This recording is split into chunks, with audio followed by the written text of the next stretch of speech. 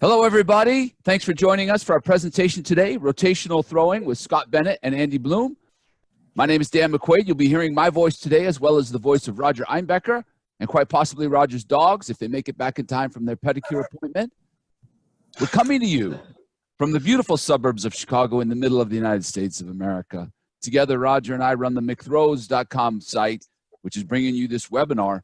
You will not see our faces today, but just imagine a couple of middle-aged guys who have not exercised or seen the sun since mid-March, and you'll have a pretty good idea of what you're missing. A quick shout-out to Rob Lasorza of MF Athletic. Rob is a great benefactor of the throwing events. Please contact him anytime you need throwing implements or any type of track and field equipment. A little background on us. We are McThrows.com, basically the little brother to the MacThrow video site. We post articles about meets along with interviews with throwers and throws coaches. We also host webinars like this one. You can follow us on Twitter, Facebook. One final piece of business, please use the Q&A function to submit questions throughout today's webinar. And now it is time to introduce our presenters. First, Coach Scott Bennett. Scott has coached at every level in track and field from high school to college to the Olympics. He has coached NCAA Division I champions in the shot put, discus, long jump, and triple jump, and runners-up in the javelin, hammer, and pole vault. Coach Bennett has also worked with several Olympians, including 1996 triple jump gold medalist Kenny Harrison. He mentored four-time Olympian Aretha Thurman in the discus and coached his co-presenter today, Andy Bloom, to fourth place in the shot put in the 2000 Olympic Games. Speaking of Andy Bloom, Jesus, he is one of the greatest shot and disc doublers in the history of the sport. With PBs of 21.82 and 67.46, Andy was the 1996 NCAA champion in both events, which is odd since this photo of him throwing in high school looks to date back to the late 1800s. Andy was the 1999 World University Games champion in the shot and the 97 and 99 World University Games runner-up in the disc and a two-time United States indoor champion in the shot. Scott and Andy, thank you so much for joining us, man. I will say I had to leave the shot put competition that day to go run the 200. So, all right. You sure it wasn't a mile? I promise it was not the mile. So the way we're going to proceed here is we're going to look at some video of Andy throwing, and these gentlemen are going to give us some insight. And again, please, if you have questions or as you have questions, just type those in. And we'll submit them to Scott and Andy. So this is one of probably Andy's most famous throw at the Olympic trials in 2000, round 6. Were you fourth at this time, Andy, at this point? Yeah, I was sitting at 2040, and I mean, just an absolutely miserable day.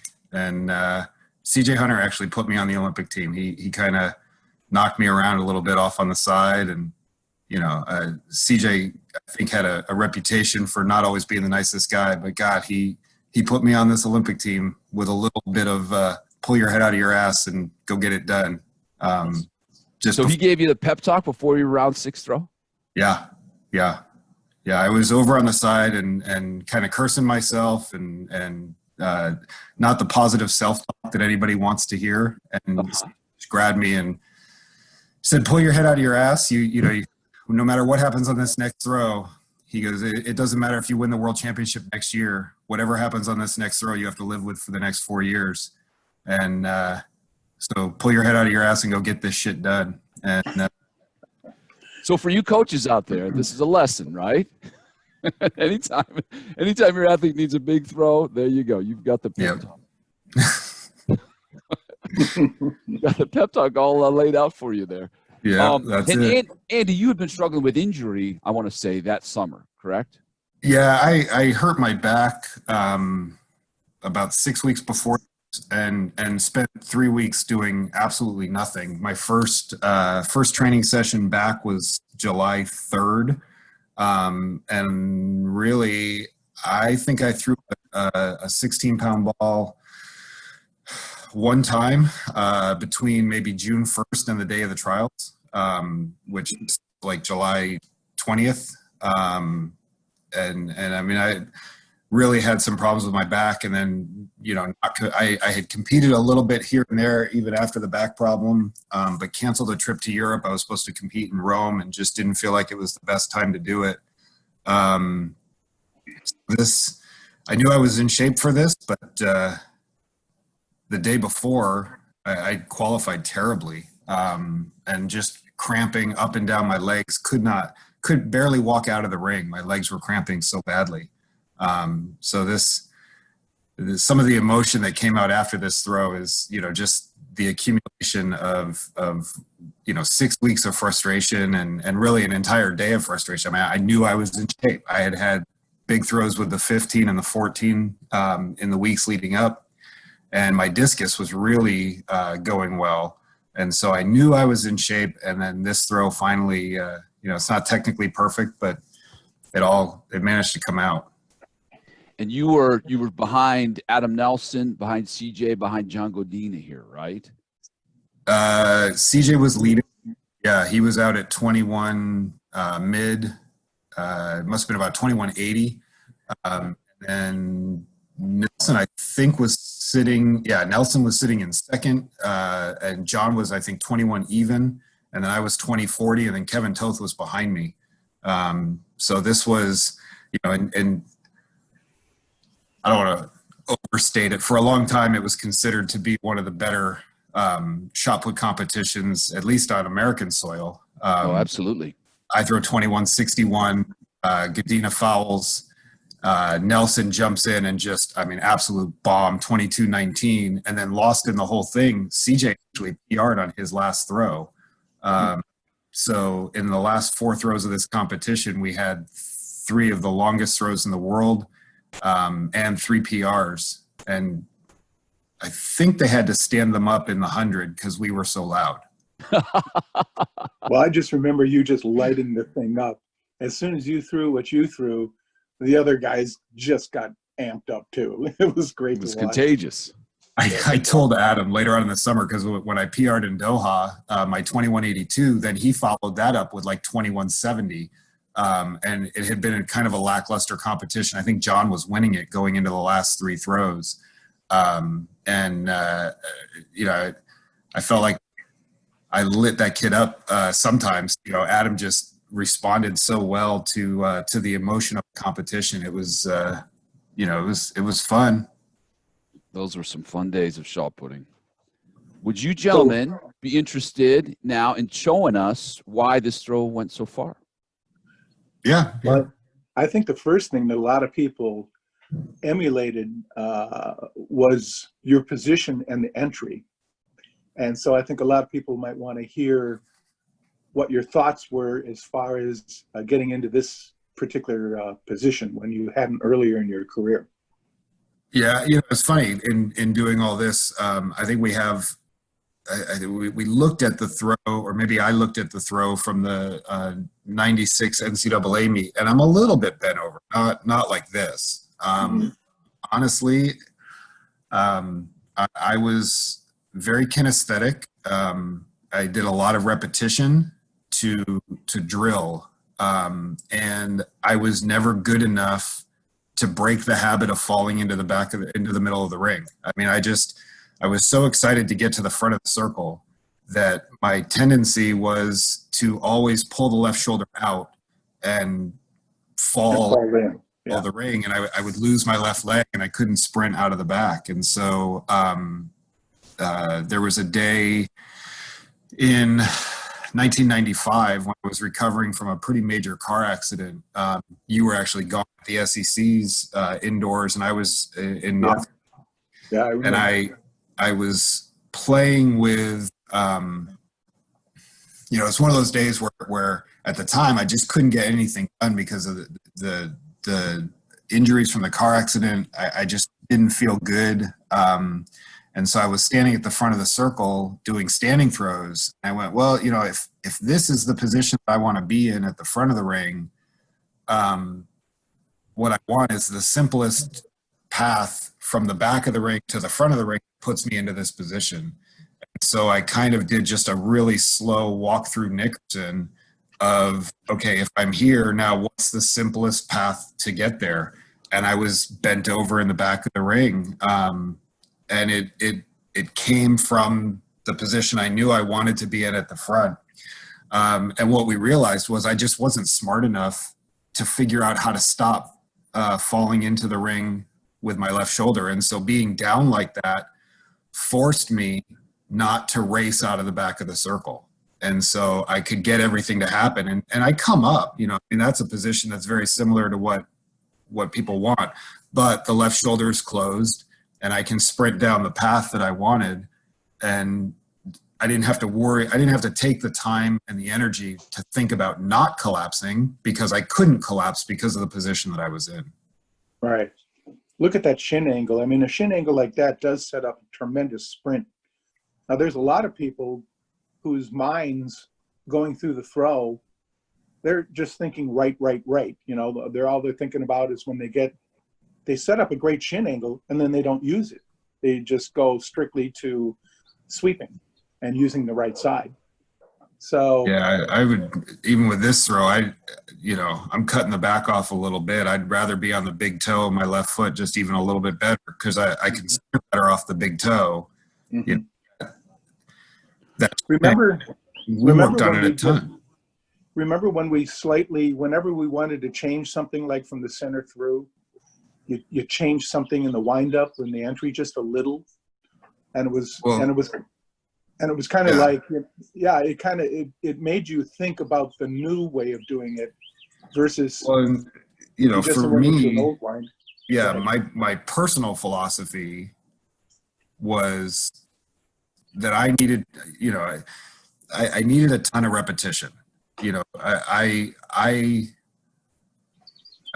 think I can say without being wrong that nobody put as much time into drilling and repetition as I did. And it's how I learned. The problem with that is that the motions become so ingrained that it becomes very difficult to make changes.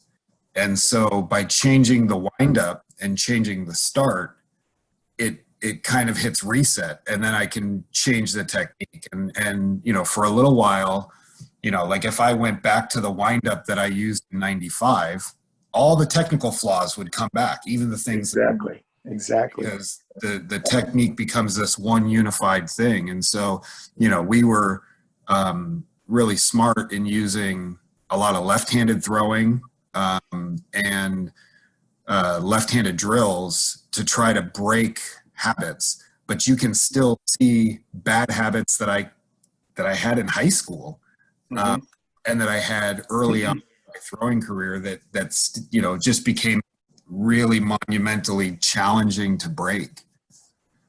Well, throwing with the opposite side also tends to keep a person a little bit more balanced. I think I heard that from Petranov at a clinic. And he was talking about throwing with the opposite side. And there's also this thing that the right side affects the left side affects the right. So yeah, it served a lot of purposes throwing with the opposite side that you normally use. Did you guys throw actual shot puts left-handed? You know, standing throws, you know, some step and turn drills, maybe a South African or two. I never worried about throwing far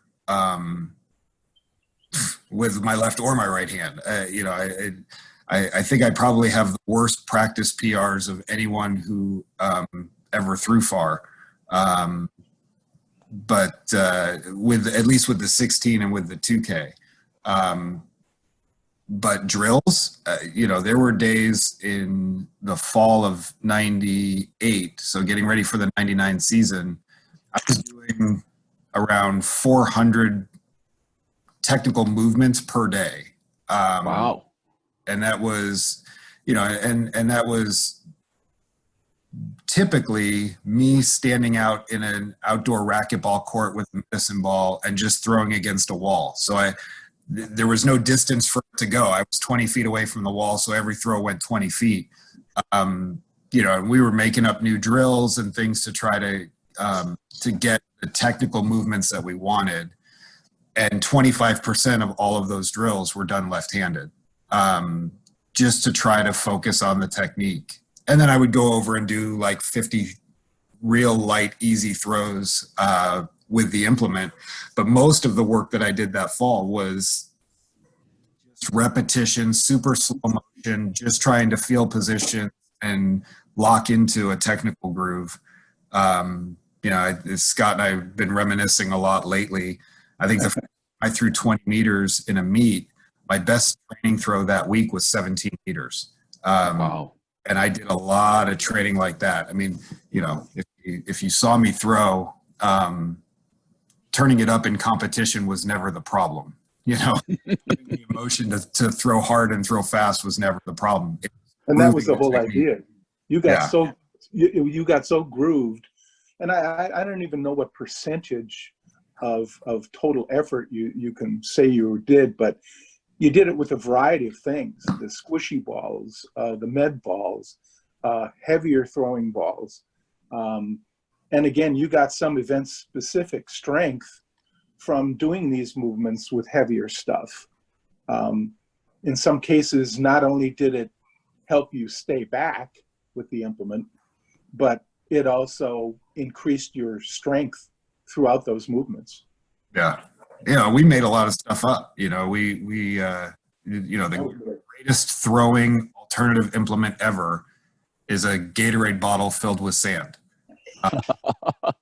Remember when we were gonna sell that as the Andy Bloom training device?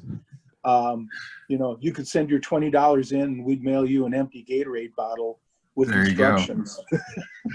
My high school kids throw it for the first 2 weeks of our season. That's what we throw. Trying to learn how to get the implement to snap off your finger and to spin on and spin. Yeah, top to bottom. But we can throw it at Wake Forest. The turf field was sand based, so I could throw it till it blew apart, and then it was never. The sand just goes into the turf. Yeah, I remember weighing those things all out. I had a scale, so some were 100% sand. Then I started mixing sand with shotgun pellets, and so we had all these different weighted Gatorade bottles with the weight on the top, and I also reinforced them with duct tape to help them so they didn't explode right off the bat.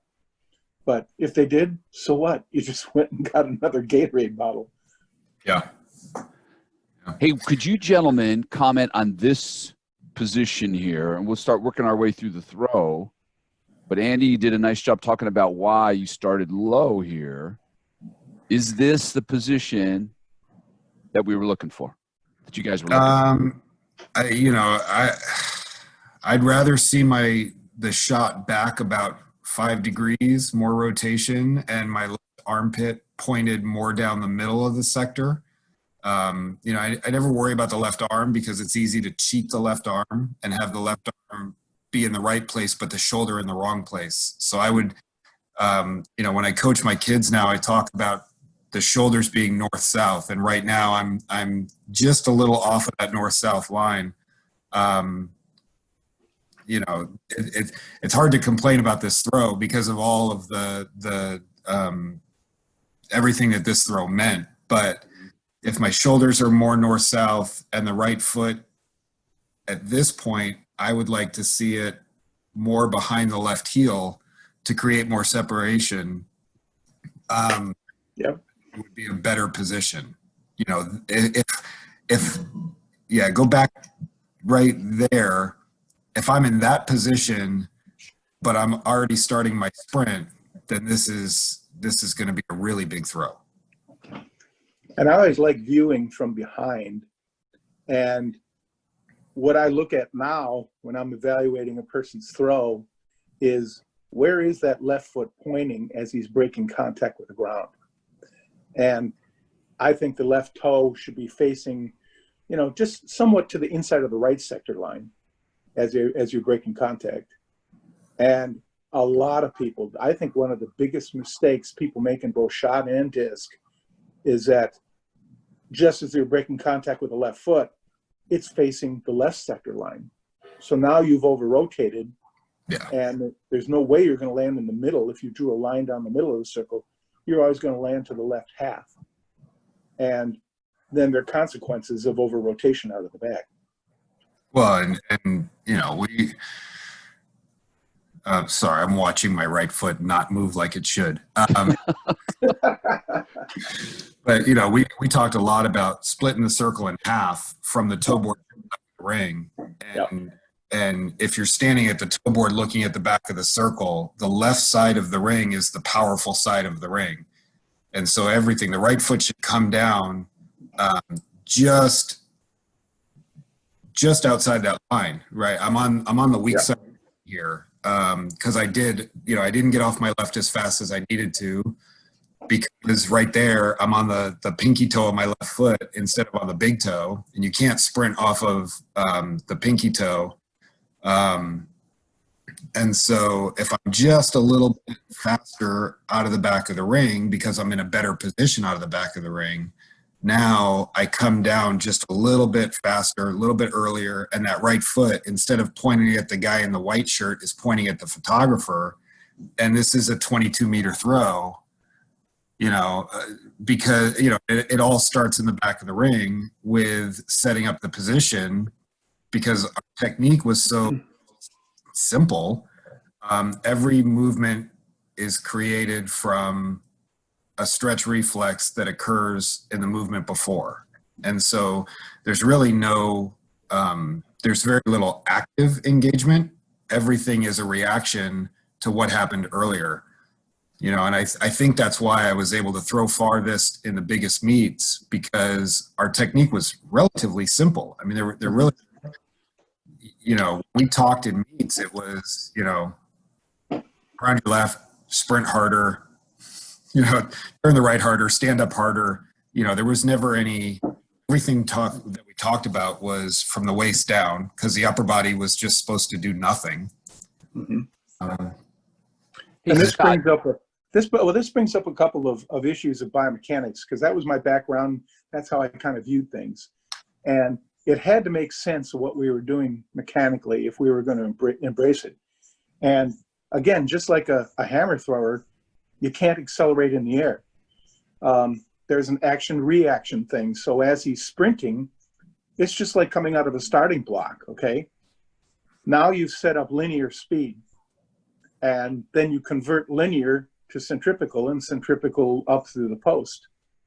But I've also, at some of these clinics, I've had coaches say, well, if you push that hard out of the back, aren't you just going to come flying out the front? No, the left leg and the right leg work together. It's two vectors that are working together in coordination. Sure. If I just sprint off my left, of course. No, I'm not saying that. No. I know. I'm responding to all the people who are talking to you at clinics. Oh, I got it. Okay. They're all listening right now. All right. No problem. You know, I mean, the left and the right leg work in concert to catch you to the ring. But that sprint is so important. And I love Brian Oldfield. He taught me how to do this. But calling this the spin or calling this rotational is such a misnomer. You know, there's no straight to it. It's a pivot to a straight line push to a pivot to a straight line push. You know, you turn around the left side and you sprint, and then you turn the right side, and then you drive like hell straight forward with the right side. And calling it rotation and calling it spin just blows young throwers up, because they think they have to spin on this thing. That's true. You know, there was so much of this, I think, comes from the fact that you know, that picture of me in high school, I know it was a 200 because I know what meet that was from when I was a junior in high school. And my career, I started off as an 800-meter runner as a freshman, and then I got bigger. And so as a sophomore, I was running the 400. As a junior, I was running the 200. And as a senior, I was running the 100. But I had high school PRs from the high jump, the pole vault, the triple jump. You know, I ran the 100. I mean, you know, everything under 800 meters I ran. I threw the shot put. I threw the discus. When we trained, we never trained as a thrower who can't run and can't jump and can't do anything. You know, I ran a ton. Yes, you did. You know, I would have killed that guy that made you do it. well, but I mean, psychologically, I needed it, and it built a base, and it allowed me to train the way I needed to train. And it gave me the strength to get through the training session. And mechanically, it taught me how to move. We jumped a ton and we did all of those things. And it leads to these ideas of, I know how to come out of starting blocks because I've come out of starting blocks. Exactly. Sprint and make the first couple of steps important because we train to do it. Hey, Yeah, speaking of the starting block and the throw here, Scott, you were referring to you used the term shin angle earlier. Yeah, Can you talk about that? Well, just look at the depth of the distance between the knee and the ground. Right. I remember being at I think it was a heptathlon seminar, and Dan Path and Gary Winkler were talking about shin angles and how the shin angle helps create more ground force. And that's what it's all about, is working the ground. Is there an ideal shin angle for a rotational shot putter? Well, I'm sure there's a point of no return as far as if you can't sprint well off of that thing, it's gone too deep. Well, you've gone too far. Okay. I'm sure that varies from person to person. But again, these some of these rules of physics of your posture has a lot to do with this relative to turning on what's almost equivalent to a top, the old toy, or a gyroscope. Mm-hmm. The balance has a lot to do with where your center of gravity is on what you're turning on. We talked about stretch reflex. The tendons are like rubber bands. You can't accelerate in the air. So those were all factors that, from my background, that I always kept looking at. And when I looked at other people's techniques, I always kind of cherry picked things that I liked. And we have to give credit where credit is due too, because when my parents moved out to Cupertino, they said, there's two big guys in the complex. Why don't you go introduce yourself? Well, when I knocked on the door, it was Brian Oldfield and John Powell were roommates. And they were nice enough to take me under their wing and allow me to observe practices and ask stupid questions. And they taught me a lot, an awful lot. And so Andy and I were just talking about this the other day. We learned a lot about discus from John, but we certainly didn't really embrace his ideas on the shot put. No, we tried to, and then I couldn't stay in the ring. That's He forgot that the shot put ring is a foot shorter than the discus ring. That's right. And, I looked at Brian. I knew he didn't always stay in the circle, but the guy threw, my God, in some of those warm-ups and meets over 80 feet. I'm just going, this guy's got to know something here. And Brian was very, very bright. And he just kept experimenting on how to throw farther. So, I listened to a lot of his ideas. I think he actually picked up more sprint out of the back from John Powell, to be honest with you. But if Powell, he had a huge impact on not just my technique, but also the philosophy of training. Exactly. Yeah. I tell the story all the time of him throwing, those discus carrier bags out in the field and saying, okay, well, we're just going to keep throwing until you hit it. And it was at like 50, 54, 55 meters. So it wasn't like it was far. Yeah. I believe I had to do Nickersons until I hit that stupid bag. Explain what a Nickerson is to our audience. Well, anybody who doesn't know what a Nickerson is needs to go back and watch the Powell video so that you can see, who was it, Hank McKee doing it? But a Nickerson is the drill where you start at the front of the ring and then you do the throw in reverse and then without stopping, go right back to the front of the ring and throw. And for me, it unlocked all kinds of rhythmical, great elements to my throw. And it actually became part of my warm-up. I think in warming up for the 96 NCs, I nicked, 203, 204? Yeah, and the meet was over right at that point when they Yeah, I everybody mean, in the that was, audience and yeah. that was watching it, they all go, "What was that?" You know, and it was a great drill for me to learn the rhythm of throwing the discus better. And anytime we were struggling, we would just drop back to a Nickerson. And it's crazy. My son is 12 now. He, you know, when I first started coaching at the high school, he would come out and he was, you know, 9 years old. And one of the first things he learned how to do was Nickerson. And it was crazy to watch his technique as he grooved in, not knowing how to throw the discus at all, but immediately with the Nickerson, more separation, more technique, more balance, more rhythm, and good throwing. And we found the same thing. I mean, it was a really important part of my discus evolution. Did you do those with the shot as well, Andy? I could never do it with the shot put. No. Technically, that is what led to the back of the ring position, because it was just a walk through Nickerson of starting at the front of the ring and doing the technique in reverse, trying to figure it out. But I could never do it hard. You know, it in the discus, it put me in a good place where a lot of my technical flaws went away.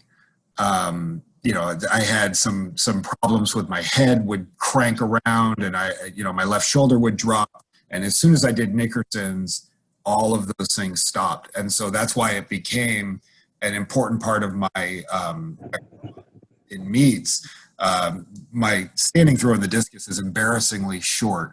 And so I stopped doing standing throws because I got tired of being teased for throw 50 meters from the front of the ring.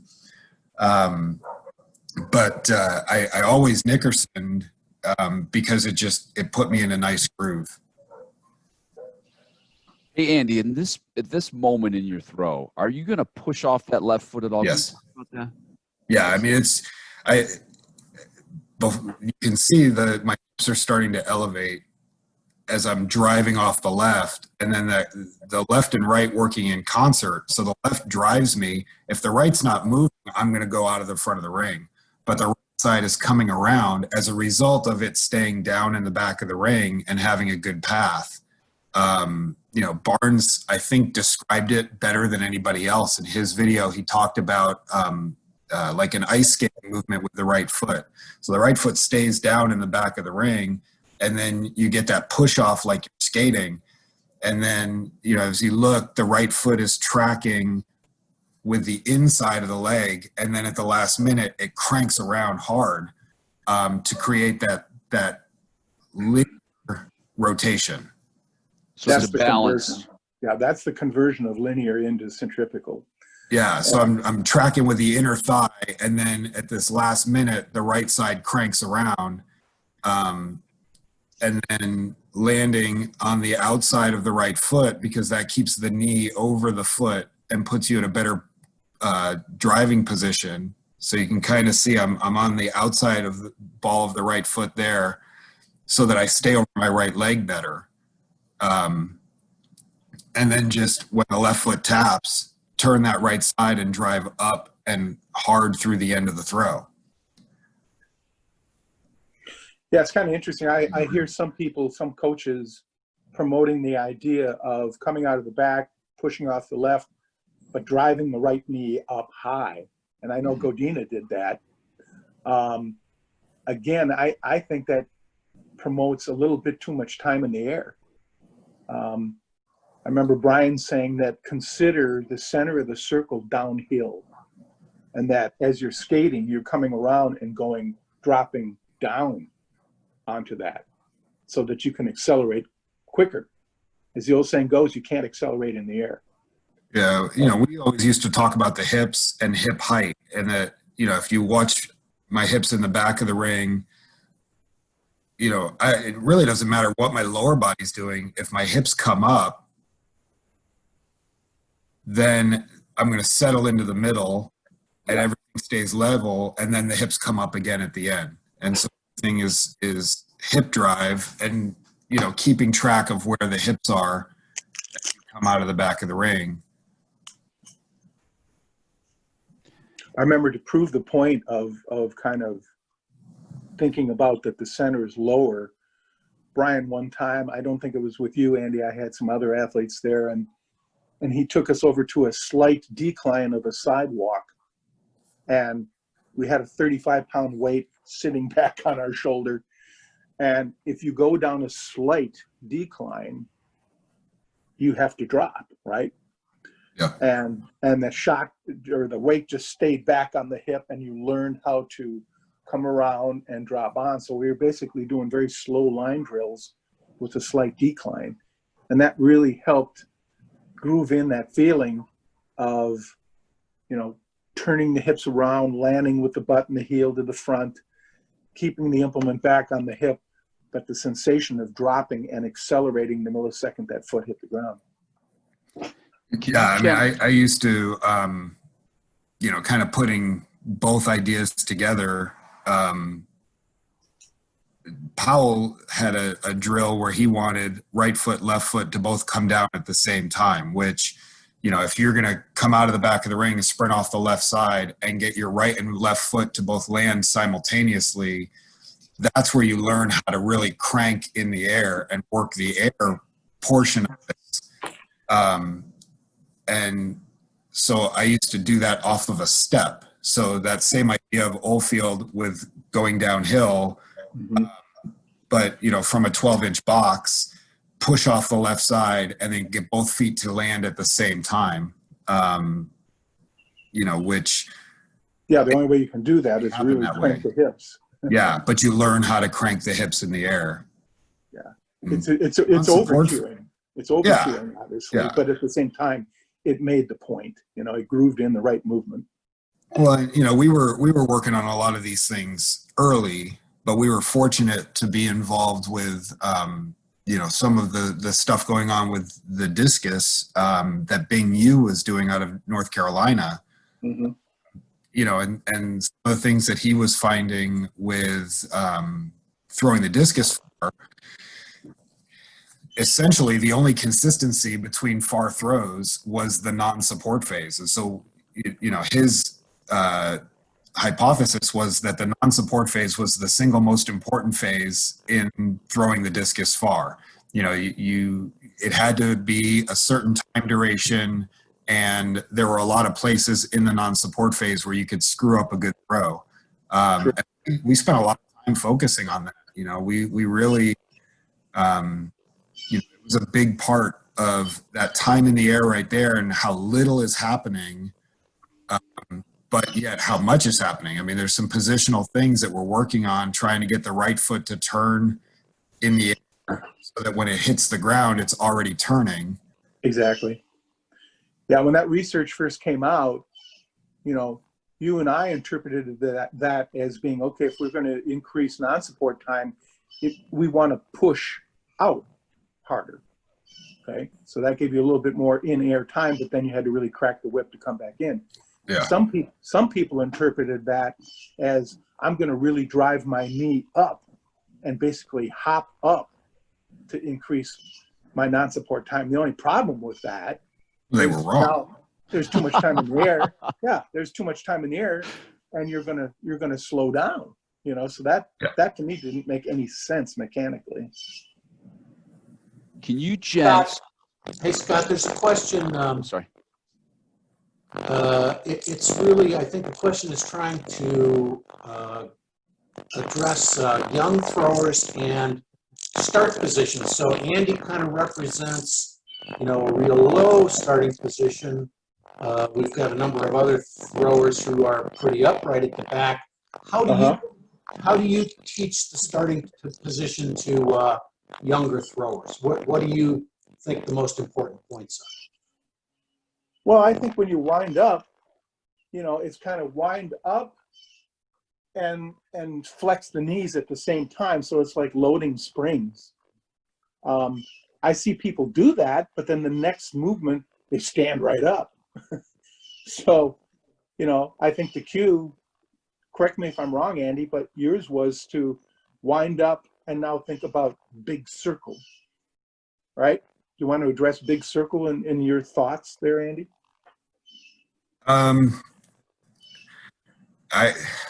Who was it? Was it Courtney Ireland that used to cheat his left foot forward? Tafralis did that a lot. Yeah, but we never copy anything that Taft did. But I'm talking about really turning that foot. And then there was, of course, Christian Erb, who turned on his heel. That was interesting. Well, but I want to say, Courtney Ireland was a senior when I was a sophomore at Wake Forest, and I want to say, cheated that left foot around and opened it up. And in the back of the ring, that was kind of my thought, was to get that left foot to come open.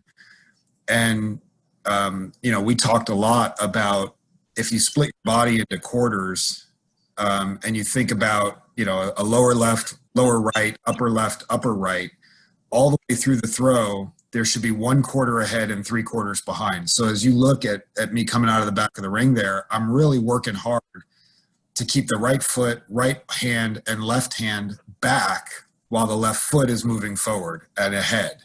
Yeah. And that's where I'm looking at this throw and saying, I didn't do a great job with the left upper quadrant. My left arm and left shoulder should be held back a little bit better. Then as you come out of the back of the ring, the right foot having that skating movement Barnes talks about is what sets that path for the right side. And now the right foot is taking over, and now the right lower quadrant is going to be ahead and everything else is going to be behind. So the left shoulder holds, the right shoulder is pulled up, the left foot is just naturally behind because it's getting pulled to the front. And all the way through the throw, you're trying really hard to move one thing ahead and keep the others behind. I know I saw the question in the question and answer about Cantwell. I think that I'm not going to say that I was the everyman thrower, but I'm not 6'5", and I didn't have a 600-pound bench, and I graduated from high school at 6 foot and 225, and in this video I'm probably pushing 290. And I was strong and I was fast, but technically, I think I do things that your average high school kid can do, and things that in some ways the bigger throwers can't do. I remember in '99 throwing at Christian Erb's meet in Switzerland, and Barnes was there. And I said, Randy, man, it would be great. I'd love to hear your feelings about my throw. I'll take any and all feedback that you've got. And he watched me throw. I had a good day that day. And, his comment to me was, man, I always thought I should start that low, but I couldn't do it because I was too big. So there are some benefits to being 6 foot. I say 6'1", but probably 6 foot 1/2 inch. And that I could start low, where a guy like Cantwell, I think that when you're picking technical models, sometimes you don't always link the thrower that you're trying to model yourself after with the reality of who you are. For me in high school, I loved watching Werner Gunther. One of the highlights of my career was meeting Werner and having him come up and say hi to me after I got 4th at the '99 Worlds. And I was enamored with him. I copied his left arm pull, where I would yank my left arm out of the back of the ring and then shoot it across my body as a glider. And when you watch the videos now of Gunther training, you realize what an amazing specimen. I mean, the guy was physically just on a different level from everybody else. He sure was. And when you're watching right now and you're trying to do what Krauser does, there are some things that I think Krauser does amazingly well, but there are some things where he's 6'7", and I couldn't throw like that. I couldn't do what Alekna did or what Riedel did in the ring. Molenbeek was a great German thrower back in the late '90s, and we tied in Zurich in '99. I won on the countback, but that day he stood 210. And that was the last time I ever stood the discus, because I stood 165. And they all laughed at me, that day. We tied at 214. And, I learned a ton that day. That the fact that I can only stand 165 feet is because I'm 6 feet tall, and my gifts just can't be used in that in a standing throw, and who cares? But I think that technically, when you're watching and you're trying to figure out who to emulate, you got to look at the physical characteristics of who it is that you're looking at. And a lot of people have said, my technique couldn't be emulated because I was so strong, or because I was, this or that. And when you compare my strength levels to everybody else, I'm not going to lie, I was strong, but not an outlier in any lift other than the bench. And my bench was actually pretty weak compared to everybody else's. I think, trying to train to throw standing way tall, or like a discus thrower, causes problems with the shot ring. It's just a smaller ring. Yeah, there's no doubt. I mean, can you imagine somebody like Augie Wolf trying to figure out the spin, which I think he threw 69, if I'm not mistaken. He might have thrown over 70, but very tall, So Yeah. Those tall people had to back the rear end into the circle quicker, sooner. And there was a German thrower in 99 and 2000 who was actually 1 centimeter taller than the diameter of the ring. And watching him spin was, it was painful to watch how he had to contort his body just to stay in the circle. Sure. Well, I always looked at, when I was trying to learn, I always looked at what shorter people did to try to, those that were throwing far that were shorter. What were they doing to be able to compete against, the people that had great anthropometrics, and I looked at those things, and 9 times out of 10, they were more technically proficient and they were faster, so to me, there's always 4 ways of improving. It's either technique, speed, strength, and of course there's always psychological issues that as you mature, that helps your competition. So I always looked at that, and I think it is a good idea there, Andy, that when somebody's trying to learn and watching other people's film, to pick somebody that has kind of the same build as you. Gents, could we go through the finish of the throw here, and then we'll compare this one with a couple of other Andy's throws. But can you talk about maybe how you convert all this force that you've developed sprinting through the ring? How do we convert that then into that kind of finish? Go ahead, Andy. Yeah, my left shoulder's coming down. Stop evaluating yourself. I know. One of the things for me that was really, really difficult is that as a glider and as a young thrower, I had a tendency to peel off my throw, and my left shoulder dropped back and away. My career is full of a lot of epiphanies. I used to watch CJ. CJ was at Penn State when I was in high school, and he was the NCAA champion. So, watching him as a young thrower, I always marveled at how linear his finish was and how he was able to take all that rotation and convert it to linear. I mean, his reverse was almost a glider's reverse, where he would come through and it would just stop dead. I mean, even John, when he hit the finish, there was no rotation at the end. All that, everything was linear at the end. So when I started to really throw far, the cue that I kind of developed was,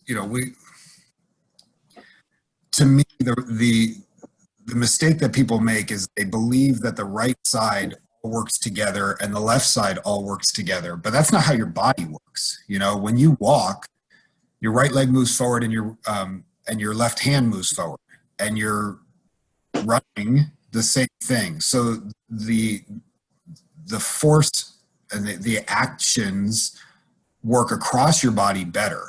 And so when I really made a big breakthrough in the shot was when I learned that the right leg and the left arm work together, and the left leg and the right arm work together. And so when you watch, go ahead, move forward, the right arm, I'm sorry, the left arm and the right leg are working in unison there. Exactly. Yep. And so my cue was at this point to land with my left arm back. I wanted to land in the middle of the ring with my left arm, trying to like grab chalk out of that bin, or actually even, maybe between the guy in the white shirt and the camera guy. And then as the right leg is engaging, so right after left foot tap, the right leg's engaging, I tried to swing my hand as hard to the middle of the sector as I could. And so to me, that was how I stole all that rotational momentum and converted it to linear, because my hand is snapping out to the middle of the sector. And I never thought about a block.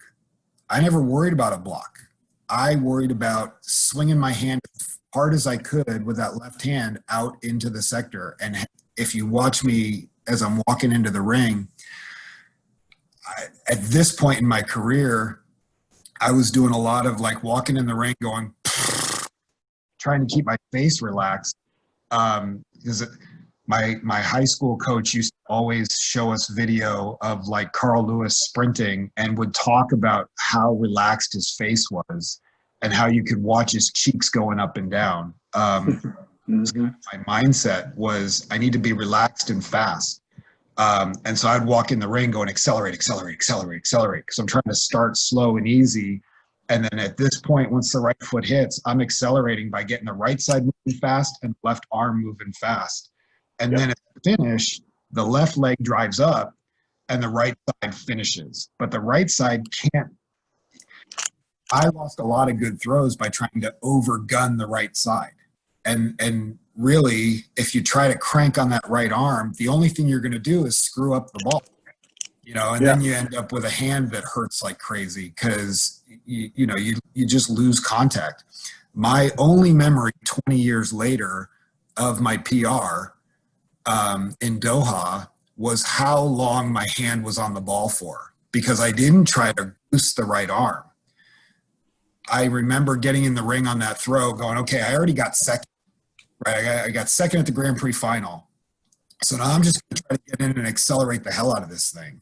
And I got to the front of the ring, and I snapped my left arm as fast as I could and then rode the ball forever. And we were talking before the webinar started, this throw right here goes right down the middle of the sector. If I do a couple of things differently in the back of the ring, this throw goes 10 degrees left of center. And I'm on the ball that much longer. And this is a 22-meter throw. No doubt. No doubt. And maybe I'm the one that throws 22-19 that day. And that's a result of not trying to kill the ball with the right arm, but waiting and pulling the ball. Oldfield, when I first met him, that was what he spent. I think the first day that we started working on throwing, he to explain to me what it means to put the ball further behind your neck and pull the ball from the back, I can't say enough how lucky I was to have the mentors that I had. I mean, I had great coaches in high school who were willing to accept that they didn't know everything. So my coach and I, I remember going to a clinic at Rutgers that Randy Heisler and Jimmy Seifert were speaking at, and you start to hear new ideas. Rob Lasource's picture at the beginning of this whole thing, Rob was coaching at West Point when I was in high school, and I went and heard him speak at a clinic, and he said words that I haven't forgotten. And, we're talking 30 years ago now. And his whole thing was, if you as a high school coach have a kid who glides 50 feet and they spin 50 feet and they do a double backflip and it goes 53 feet, then you're an idiot if you don't have them do a double backflip. You know, you have to find the things that work for each individual and then work to accentuate them. And I think that we were very fortunate to have people who were willing to share their thoughts, whether it was Powell or Oldfield. You know, I learned how to throw the hammer by Ed Burke because the weight was coming into the ACC in 96, or I'm sorry, the hammer was coming in 96, and the weight, I had always been terrible. And we kind of decided it was time to be better at that event. You know, and Ed was nice enough to give me so much time, you know, to have those level of historical people who were willing to share their time and no doubt teach. You know, Brian spent probably an hour and a half just talking to me about how to pull the ball from the back of your neck. You know, and it's just, you know, it's those kinds of things that really, you know, unbelievable. What the great throwers of the 70s were willing to share with the people in my generation. Exactly. It's interesting looking at this frame that you have up right now. I remember the one day, remember when all of a sudden you threw 3 feet farther? And I asked, what did you just do? And you said, well, I kind of looked at my left arm as a rag doll. And when I tapped, I slapped. Yeah. And so I kind of remember those two things together. But what do you think that's setting up? I mean, it's setting up a tremendous stretch across the chest. And most people tend to keep the right foot turning, the hip is finishing, so you get a great torso stretch. But when you slapped like that and then basically locked down, I remember you talking about that if you pulled down a little with that left arm too, it helped you come up to the left. But and I always felt like whatever arc my left arm scribed, the right arm followed. So that's exactly right. Is blazing the trail, and then the right side just follows naturally behind. So if I wanted to throw higher, I just threw the left arm a little higher. If I wanted to throw a little lower, I just threw the left arm a little lower. You know, and you know, going back to Powell, he talked about how everyone feels like the discus is a bicep event. You know, it's how hard can I smack my right side at the finish, and in reality, the discus is a tricep event. It's how well can I hold the discus back as long as possible. And I think that's right. The misconception in throwing. You know, in my opinion, we don't lift to throw far, because throwing is not, it's not a muscle contraction. It is a stretch reflex that is set up by all of the movement that's happening beforehand. And so the purpose of the lifting is so that you don't rip your body apart when you're creating all of this stretch. And when you look at like the amount of force that Nelson was able to create, I don't look at Adam as being, you know, anything other than ungodly, because he was able to do that to his body for 10 years. I threw far in the shot put for like 2 years, and I'm sitting here now, 2 back surgeries and a shoulder surgery and a shredded bicep and a hand that barely moves. You know, I don't know how Adam and John were able to do what they did to their bodies and continue to over and over and over again. It hurts to throw far, but it hurts not because you're pushing hard, but because you're pulling hard and you're creating all this stretch reflex through it. And that's why you have to be strong. That's exactly right. I mean, the pulling goes right back to what Brian was always talking about, that it's more of a pull than it is a push.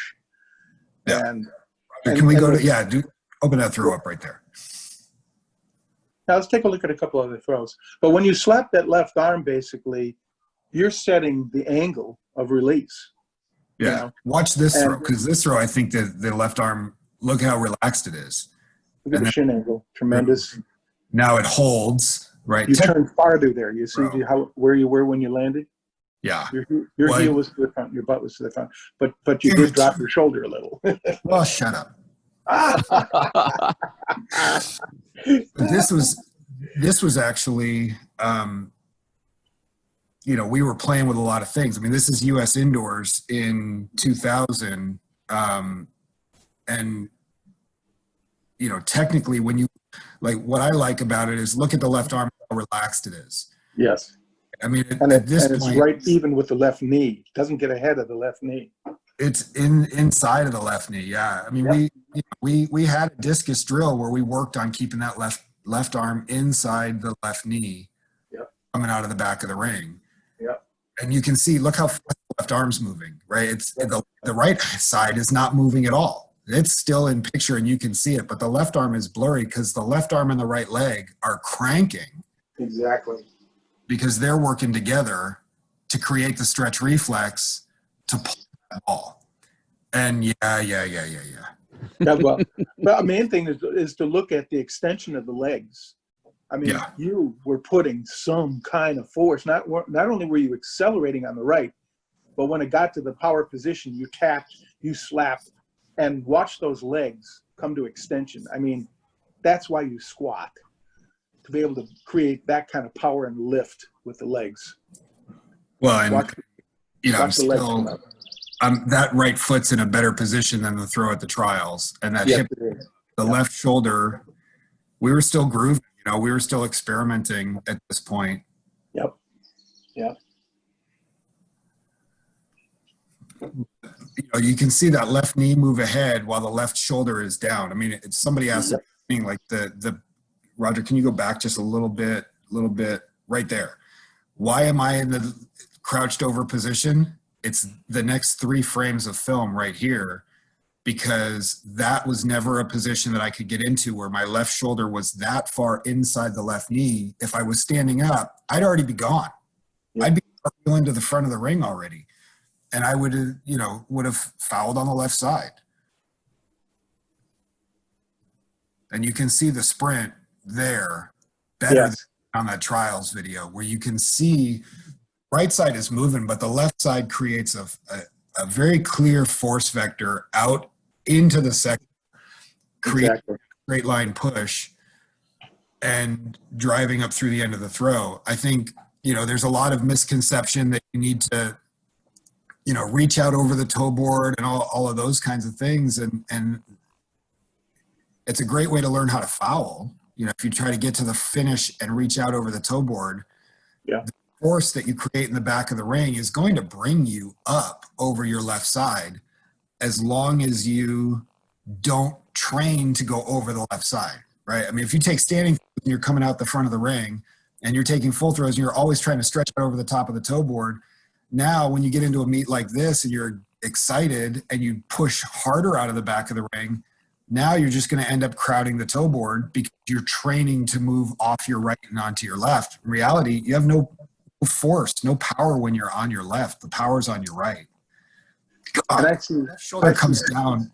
I know. If I'd have kept no, I wasn't going to talk about your shoulder. I just see so many throwers get to the shin angle, and then all they're thinking about at that point is right side, sweep leg and hip. Yeah, And you gotta wait. yeah, you know, and the left leg comes to extension, but it's because they're torn off of it versus pushing and extending off of it. So that's why that's what I look at out of the back. You know, what is that left foot doing, especially when it's breaking contact? Where's the toe pointing, and is the leg coming to extension because you're actually pushing, not because it gets torn off? Yeah. If you watch my left arm here, it's my left arm. I'm throwing it more up the left sector line, because this was when we started to figure this all out. If you remember, in training for this meet, we had, I want to say the day in Knoxville with the 14. I mean, we don't know how far that throw was, but the wall was 73 feet away, and I hit 4 feet up on the wall. Yeah, I think that's. I mean, it was a big throw, and we're, you know, experimenting with this left arm and how to get the left arm to move forward. It's got to go there, and that's where I need to aim it. And That's right. it's just a little bit further to the left, and so then that pulls me off. And if you watch the follow through, watch And where stop one frame back there, Raj, if you could. Right. Okay. Right now take it, make like 1, 2, and stop. Okay. You see where that hand is and the elbow? Yeah. I mean, I can't tell you how many, young throwers, instead of that wrist being in that position and snapping off to the outside as they're applying pressure, it's like they're dropping the elbow and end up palming the ball out. And that, again, that's maybe the number 2 most common thing that I see wrong, other than the rotation out of the back. Yeah, that's why my fingers all hurt today. Yeah. But Well, my right foot lands, because the left arm tracked too far to the left sector line. mhm. Keep going, keep going, keep going. The right foot lands way over to the left sector line. Mhm. Foot should be in the middle of the toe board, right? This whole idea of reversing your feet is wrong. You can't you can't switch your feet. If you're driving up the middle of the sector and you're driving the ball up the middle of the sector, then the right foot has to come to the middle of the toe board. Right. And if you go back and you look at the biomechanical breakdown of the 87 World Championship, everybody back then is a glider. The one thing that they found was that the person whose shot put deviated as little as possible off that line up the middle of the sector won, whether it was man or woman. And so the rotational throw can't be any different. The ball, everything has to travel up the middle of the sector line. Yeah. Now, if you stay on the ball a little bit longer, you're going to continue to apply force for even longer. And, that's what Oldfield always talked about, was that the rotation allowed him to apply force for a longer time than the glide did. That's true. Pull the ball to 10 degrees left of center, and I'm going to be hitting out by where that tripod is instead of hitting to the right of it, because I've cartwheeled off the throw on the left side a little bit. Now, And stop right there if you could. Just back it up just a little. I remember when you first came back from Europe, I remember you asking you the question, so what is it, in your opinion, that you saw the Europeans are doing better than we're doing, whether it be shot or disc? And you said they really smashed the right hip to the left sector. I mean, they really slam that hip as they're coming up through the post, or they finish the post. They're slamming the right hip to the left sector if you're right-handed, and they're hitting the ball at the same time. And again, keep going, keep going, keep going, keep going. You see where that right hip is finishing? Yeah. That right hip and the post and the hand hit, again, if they're synced together, it's tremendous. But I see so many young throwers, the hip stops, and the two crests, the right and the left crest of the hip, are out pointing to the sector. Well, and if you go back and you watch video of Riedel, when Riedel stepped in the ring, the technical cue that he would walk to the front of the circle and look out in the sector, and then all he thought about was that right hip, and he would, run through having his right hip come through and come to the front. Yeah. I remember, we were fortunate in '96. The NCAAs was supposed to be my last shot put meet ever. I was a 19-meter thrower. I had a good season. I think, I had only lost a couple of meets in the shot all year, but I was only a 19-meter thrower, and I was the next thrower up after Godina threw 22 meters the year before in Knoxville. So I knew my in the shot put. And I went to NCs and PR'd by 3 feet, and now I'm at 1981 going, damn it, I can't stop because I'm so close to 20 meters. Exactly. And then we started to figure some things out. And it all started with the Italians came and trained at Wake Forest in '96, getting ready for the Atlanta Olympics. And Del Soglio at that time was, in the hunt for a medal. He ended up finishing 4th. But it was the first time in my life that I had seen a high-level shot putter throw. I mean that from a spectator's perspective. I was 10 feet away from getting this 22-meter throw.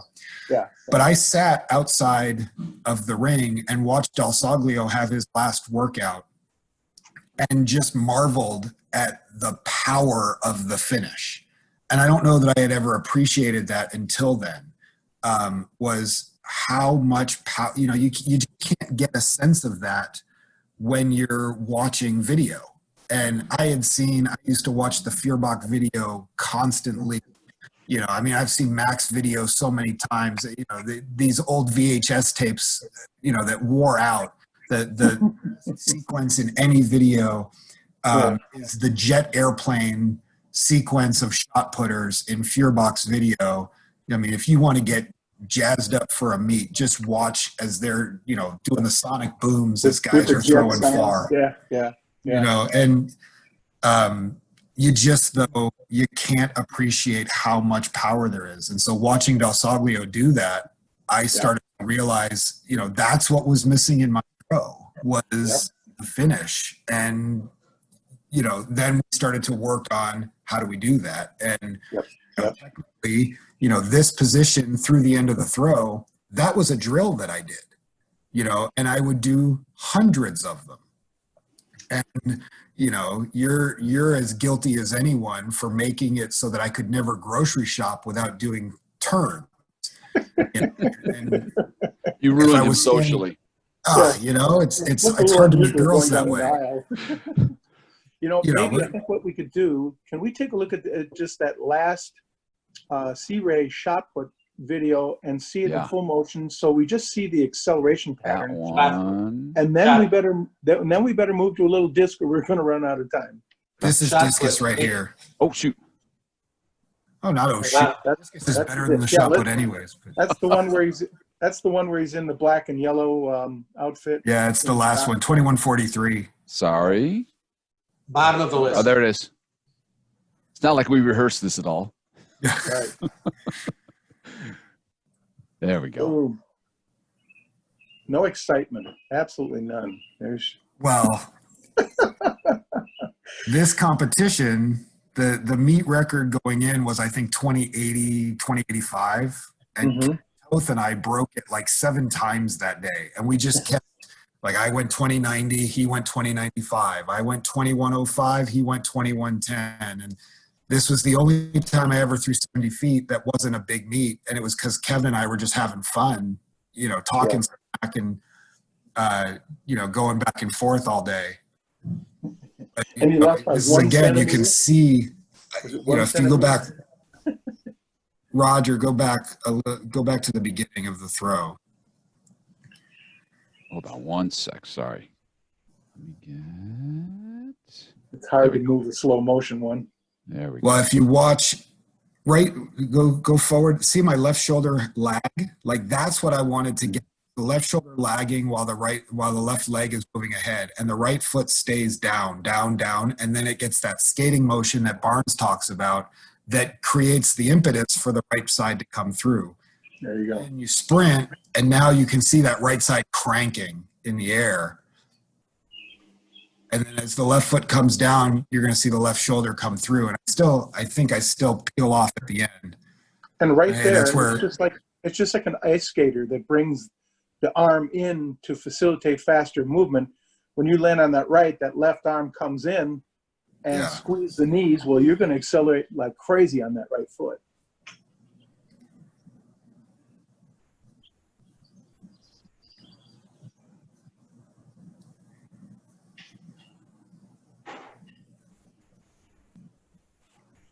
You can really see the sprint there. Yeah. Of the left side driving, and then the right side cranking to get me back into the ring. Yep. And that dispels the misnomer of flying out of the ring if you sprint well. If you sprint hard, you got to crack the whip harder to come back in. Well, and that's what you know. When we first started training together, that was your thing. It has to be an equal relationship. You can sprint as hard as you want, as long as whatever force you apply with the left side, the right side goes harder That's right. That's right. So as long as they're working together, everything works well. Exactly. There's rotation on that finish, but that was just something I could never. There you go. Well, let's take a look at some disc. And what's really interesting is that, you know, all the drills that we did you know, whether it's an open power front, a closed power front, a half turn throw, a wheel, a South African. You know, we never had names for any of these things. We would just say, "Hey, do this." Yeah, I think we You've been numbered coaching for 20 years. You've had to put names on them. them. Well, you know, I get more clever as time goes on. Not better at naming things, though. Yes, you are. Well, let's take a look at this. Again, do you really see that much difference, you know, between the shot and the disc, other than where the implement is? You know, Really? the right side here is further out. You know, so there's more right side there, and the discus is more. My left arm can be worse in the discus because the disc back. I have time to bring the left arm in. Mm-hmm. You know, so there is some difference there. Well, that's obviously because where the implement is. I mean, Right. You know, I think I knew that was a good throw as soon as I left my hand. I think you did. I think you did. And you had 267-meter throws that day. But again, look at this. Stop him before he's about to get off his left and see where he's at. Keep going. See, that foot doesn't keep turning. He doesn't over-rotate. No. Okay. So now, as you said, the sweep helps apply more force to the ground with the left foot. They work in harmony. Now he's in non-support. He cracks the whip. Let's see if he lands with his butt and his heel to the front. And again, the thing that I always looked at was trying to sync the high point of the discus to landing on the right foot. And that's another a reaction. The discus reacts to what happens in the left foot in the back of the ring. If you push left foot in the back of the ring, the discus will naturally come up. It rises, yes. When you try to force it up, you know, there's this talk of lifting the discus to the middle of the ring. Well, you're watching the wrong thing, right? When you think That's right. discus is being raised because of some conscious movement, all you're going to do then is drop your head and chest over. The discus rises because the left leg pushes, and all of that force. Yeah, I hear as long so as many. your right arm is relaxed. I hear so many coaches say, "Put it on the shelf. Put a book on the shelf." Well, if the arm's relaxed, the discus is back. When you crack the whip, especially with that right hip, it just creates that force. And if you really want to hit a great, I call that, instead of a high point, I call it a stretch point. Because if the arm is relaxed and you crack the whip, it stretches the heck out of that right arm. And again, just like any other parts, there's a stretch reflex we're talking about. Yeah. Well, and our thought, you know, and it came from Powell, was this idea that the orbit of the discus should be an ellipse, not a circle. Exactly. As you come out of the back of the ring, there's a long point there. And then as you come to the front of the ring, there's a long point there. And what you're doing is you're setting up a more linear path to the finish where you're pulling along the long side of an ellipse, not trying to grab. I mean, with a circle, the math teacher in me comes out, but you know, with a circle, that the tangent point is one single point. With an ellipse, you have much more margin to allow for a good throw and a longer pull in the direction of the throw. You're not, you know, that pull's got to be long. Exactly. And, you know, again, the idea of reaching out over the front of the ring, look at, you know, my weight's back on my right side because that's where all your power is. You know, Exactly. Get into a standing throw position with your weight on your right leg and you turn the right hip. If somebody is holding your arm back, as you turn the hip, you will feel incredible power. As soon as you drop to your left side, you have no power. There's no strength on your left side. Now watch that right hip. Look at it slam, and look how far laid out that right arm is. Yeah. Well, to me, the throw from the 98 Nationals, they were doing the biomechanical breakdown of it, and I threw 218.10 that day. And the release point was, I think, 28 centimeters behind the front of the ring. I'll gladly give up 28 centimeters to throw 219 in New Orleans at night in a competition that was delayed by, what, an hour and a half?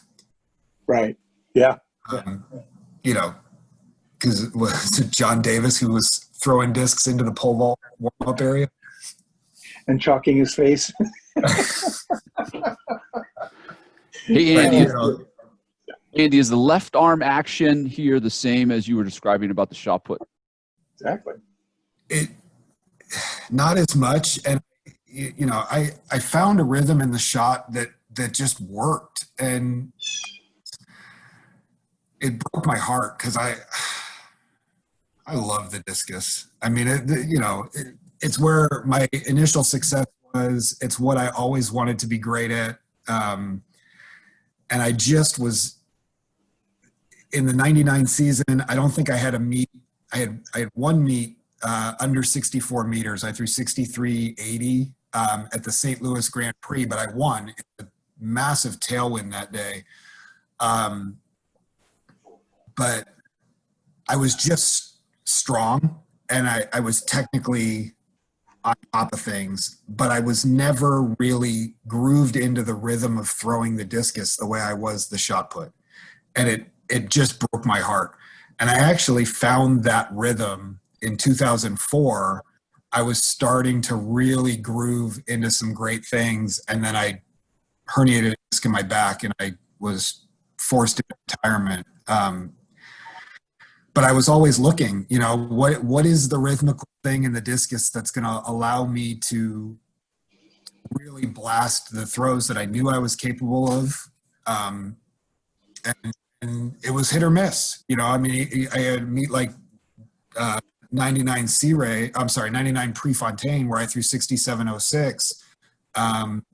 You know, and I was really grooved in, but I can't say that I know what that throw felt like, because I was as shocked as everybody else in the stadium that it had just gone 67 meters. I thought they mismarked it. Hey, Andy, was trying to be, or not trying, you succeeded in being a world-class thrower in the shot and the disc. Did that complicate your ability to find your rhythm in the disc? No, it was, you know, to me, you know, well, back when I was competing, the European season was split, right? So one year I would throw the discus all summer, and one year I would throw the shot put all summer. Discus is where my initial successes came, and it's where my passion lied. But they complemented each other. The base technical elements are the same, with small adaptations between the two. You know, in 99, I ranked 5th in the world in both, and I should have finished 4th at the World Championships in both. You know, I got the 4th in the shot put. In the discus, you know, I think I said at the beginning, I had a sector foul in the 3rd round that would have gotten me 4th. And I was in great shape. You know, I a week or through 66.18, you know, and was ready to do some good things. I would never give up doing both because it kept it fresh. You know, we never trained both in the same day.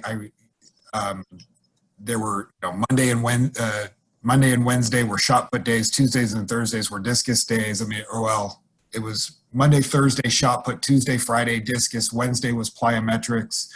And I think I would have gotten bored, and I would have overtrained a single event. So I don't know that I would ever go back. Now in 2000, you know, I saw that you put up 67.46 for my PR. I do not accept the elimination of my 68.46 from San Diego as my PR. But, you know, there came a time in that season when I had to make a decision. I knew I was fighting for a medal in the shot put. And you know, I was based on the 99 Worlds, I would have been in position to make the final in 2000. But I was in position for a medal. Now I tried out. You know, I was at the trials in 2000 in discus, but you know, with where my body was physically, the 71-foot throw in the last round took so much out of me physically that that was I think on a Saturday. On the Tuesday, we went out and trained, and I think I was struggling to throw 180 feet. And that's coming off of, in before I left Knoxville, I was throwing 220 in training. So physically, the emotion and the wear and tear of the 71-foot throw, it took almost a week to recover from that. And that's, for me, big throws took a long time to recover. And so, I had to make a decision, and for the rest of the summer, I only threw the shot. I don't think, I think I threw the discus at Christian Herb's meet a little bit, and I hadn't picked up a discus very much, and I think I threw like 62.50, maybe 63 meters. Can I address some issues where what I think made you great? And I think this can apply to any thrower, whether it be high school, junior high, college, whatever. First of all, you were coachable. You listened. You were a student of the sport. We looked at a lot of film, and you knew who the great throwers were and what they did, what their strengths were. You were smart. And the most thing is that I think you were probably the most intense and dedicated person that had patience to do the numbers of throws you needed to do to be good. And I don't think I rarely heard you talk negatively to yourself. Sometimes you should have been out in the field more. So maybe I had the earplugs on. I don't know. But anyhow, there's some truth to, having an athlete listen to themselves.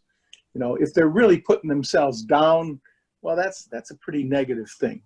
Now, if you use your anger, to refocus harder, like McEnroe, well, okay then, But it was all these things, that made you good. And I find it interesting sometimes when I go back 4 years and I look at the high school lists in track and field news, and then I look at, okay, who's good now? 4 years later, are the same people that were at the top of the high school list the same people that are, our U.S. team or what have you?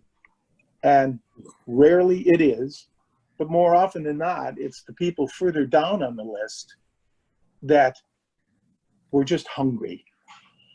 And, I think Track and Field News actually did an article like that in '96. I remember it because, they were looking at the '91 high school class who would now be the fifth-year seniors coming out of college. And that's what they found, the guys that were great. And I was a good high school thrower, don't get me wrong. I was actually a better high school thrower than my marks showed. The day I threw 64.2, I warmed up at 66 and a half. The day I threw 202, I warmed up at 215. It took me a long time to learn how to compete. And I was not a great competitor. When we first started working together, I was not good at competing when I was the best person in the field. I kind of always saw myself as an underdog, and I responded better to being the guy that nobody looked at. When I won my first U.S. championship in '99, I went in as nobody's picked to win it. Godina had won 18 meets in a row. In '98, he never had a meet under 21 meters. I showed up in Atlanta without my passport. The top two guys were going to the World Indoors, and I was like, "Way the hell I'm doing that?" And I had to drive home to Knoxville and pick up my passport and to drive back to Atlanta in time to catch the plane to Japan. Competing was not something that I was great at as a young athlete. And then it developed with confidence, that I learned how to compete when not much was expected of me, and then started to see results, and I think the emotional component of my throwing meant that I was, I don't want to say hit or miss. Going all the way back to high school, my first big breakthrough came at the New York State Indoor Championships my junior year. I had a 3-foot PR to win. My New York State record in the discus happened at the state qualifier meet. Nice wind and good day. When I get into college, I think I PR'd in at least one event at the ACC championships every year until my senior year. And man, if I'd have caught that wind in Maryland, I'd have thrown. I remember that day. God, that sector foul at the right side, Huge. there too. But I learned how to compete for who I was, which I think Gadina said one time, that they knew that if they could survive the first round, that I was done, because I to come out in the first round, you get all the adrenaline and all the emotion and everything is there, and then it's just how hard can I smack it? Yeah. And learning how to compete. It took time, and it took a lot of failing. Exactly. You got to fail and learn what not to do. Yeah, and I give a talk now to our incoming college freshmen at our welcome day, and I highlight all the highs in my career, but I also emphasize the things that I learned in the lows. In '96, the thing that I remember about '96 is not that I won both the shot put and the discus outdoors,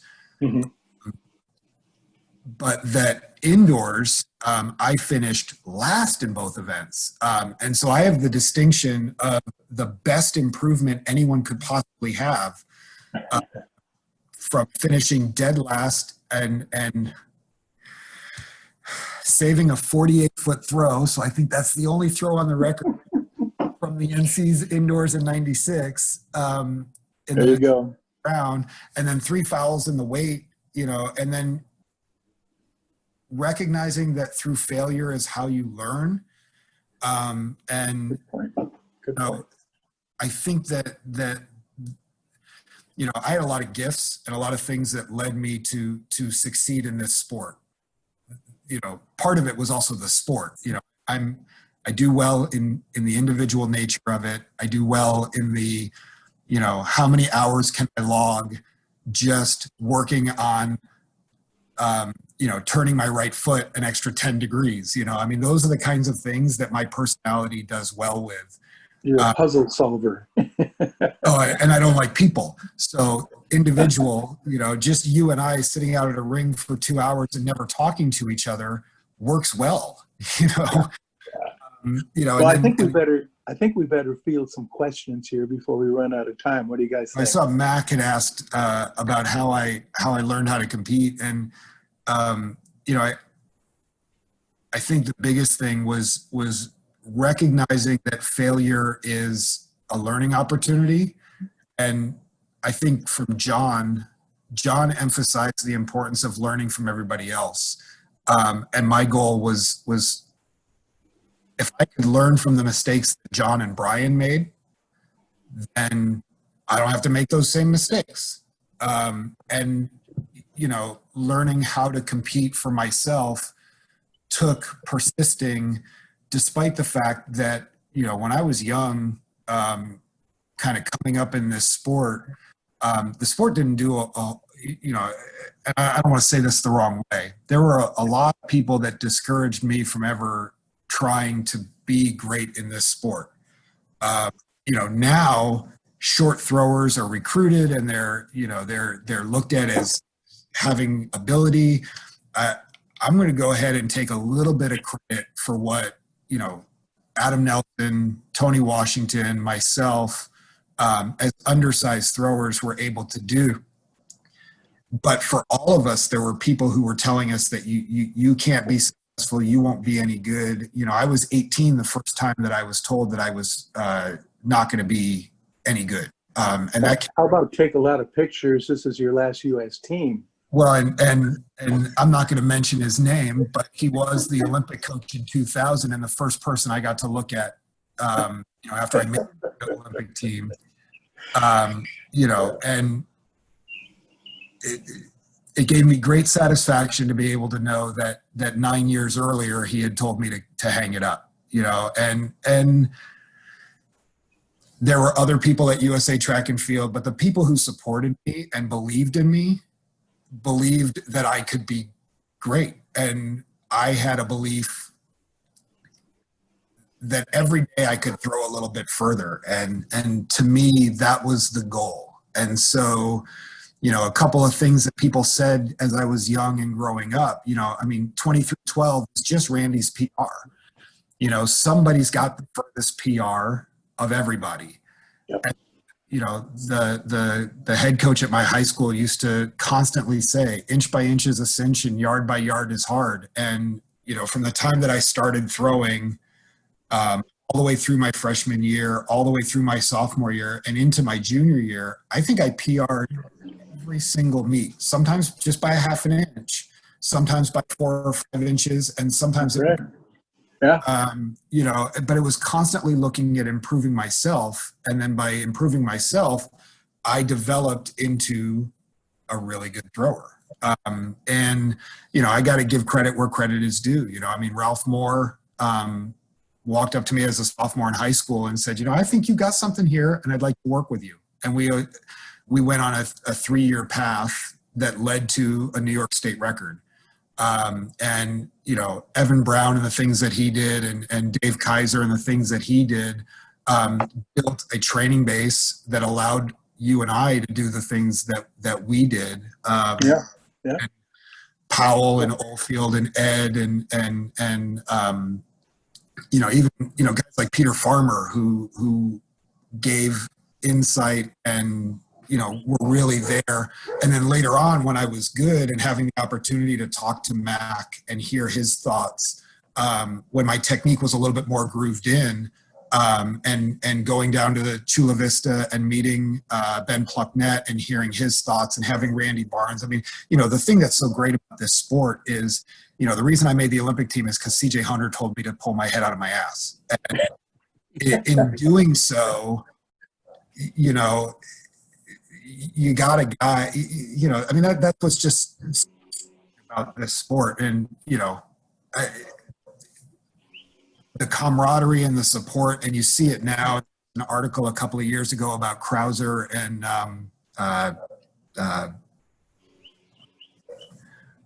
what's his name? Okay.